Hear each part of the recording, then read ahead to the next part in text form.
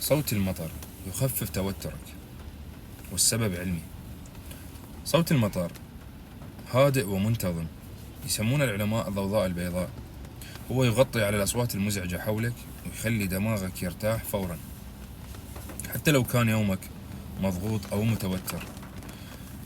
مجرد سماعه تشعر بهدوء وراحة داخلية، القلب يرتاح والجسم يسكن والدماغ يصير أكثر هدوء.